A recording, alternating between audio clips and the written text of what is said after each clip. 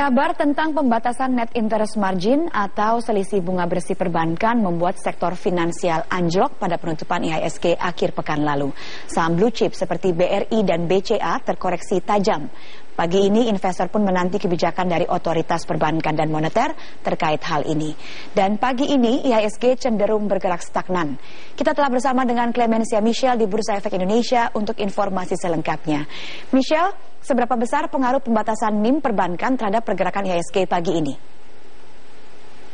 Hingga pada saat ini, indeks harga saham gabungan setelah dibuka menguat tipis pada pagi tadi, kembali berada di teritori negatif dan memang ada sedikit sentimen dari berita yang memberitakan tentang adanya pembatasan NIM oleh OJK. Dan pada saat ini indeks harga saham gabungan harus terkoreksi sebesar 0,16% atau setara dengan 7,89 poin dan berada pada level 4.695 setelah pada pagi tadi pukul 9 IHSG dibuka menguat tipis sebesar 0,08%.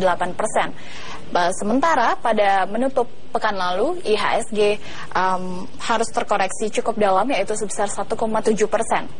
Untuk perdagangan hingga pada saat ini ada beberapa indeks sektoral yang menguat dan juga ada juga yang harus terkoreksi, di mana indeks sektoral yang menguat dipimpin oleh pertambangan yang menguat 0,55%, lalu diikuti agrikultur 0,49% dan industri dasar 0,44%. Sementara untuk indeks sektoral yang harus terkoreksi, ada sektor infrastruktur yang mengalami koreksi paling besar yaitu 0,82%, diikuti oleh aneka industri 0,63% dan juga ada sektor perbankan yang harus terkoreksi sebesar 0,35%. Untuk nilai tukar mata uang rupiah pada hari ini dibuka menguat sebesar 0,22%, setara dengan menjadi Rp13.479 per 1 dolar Amerika.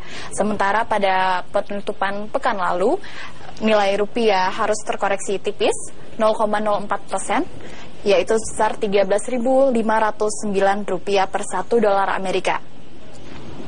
Pada bursa global di Asia ada serempak ditutup menguat, ada Nikkei 225 yang ditutup sebesar 1,18%, lalu Hang Seng juga dapat menguat 1,16%, dan SSI Composite yang juga berhasil menguat sebesar 0,99%. Sementara itu untuk di Amerika Serikat ini bergerak cukup variatif, ada S&P 500 yang menguat 0,08% dan juga Nasdaq yang ditutup menguat 0,38%, sementara Dow Jones harus terkoreksi sebesar 0,13%.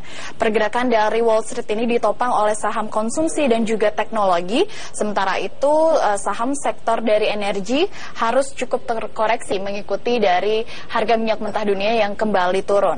Ada juga data inflasi inti Amerika Serikat yang meningkat 0,3%, lebih tinggi daripada ekspektasi yaitu 0,2%, dan hal ini memicu kembali presentase dari kenaikan bunga The Fed.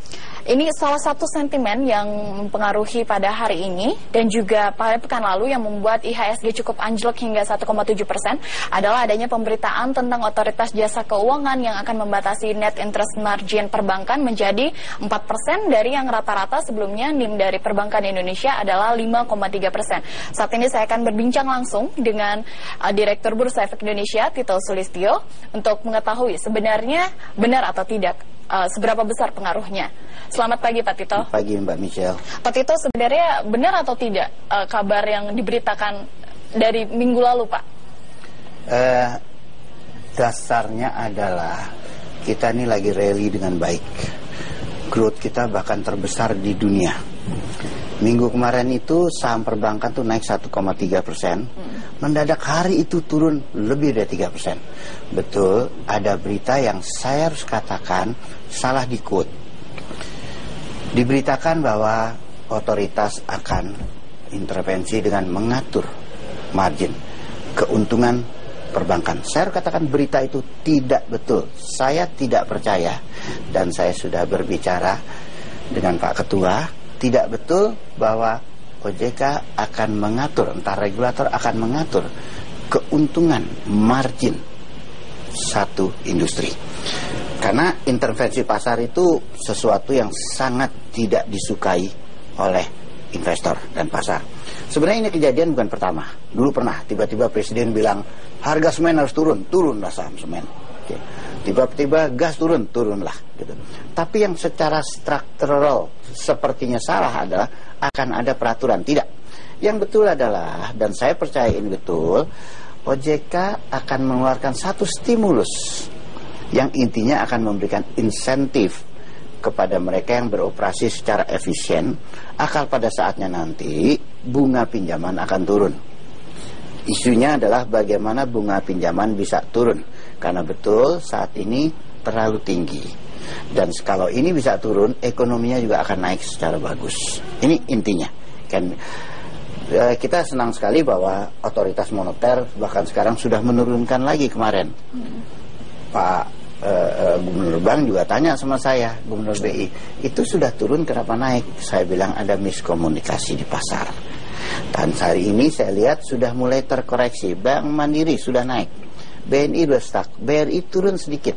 Moga-moga para investor tahu bahwa tidak akan ada, saya harus katakan tidak akan ada ceritanya di Republik ini otoritas akan ikut campur mengintervensi pasar, terutama untuk industri yang sudah bebas, sudah tercatat di Bursa Efek. Oke. Gitu. Tapi sebelumnya ada pernyataan dari Menteri BUMN Rini Sumarno yang akan mendorongnya hingga kalau bisa sampai 3% tuh Pak. Tanggapannya bagaimana Pak? Buat saya kalau itu perintah menteri dilakukannya diam-diam kok. Kalau di media itu bukan perintah kok. Itu cuma berita bahwa kalau bisa lebih efisien. Kalau perintah menteri ke BUMN ya pasti dipanggil diam-diam. Masa isi perintah dilakukan lewat media, enggak lah gitu ya. Oke, terima kasih banyak Pak untuk waktunya. Baik. Sekian perbincangan saya dan klarifikasi dari Pak Tito Sulistyo selaku Direktur Bursa Efek Indonesia. Maka investor dapat kini mulai tenang karena memang tidak benar bahwa pernyataan dari OJK yang akan membatasi dari NIM perbankan. Sekian yang dapat kami laporkan. Kembali ke Anda di studio, Rika. Terima kasih Clemencia Michelle melaporkan dari BEI.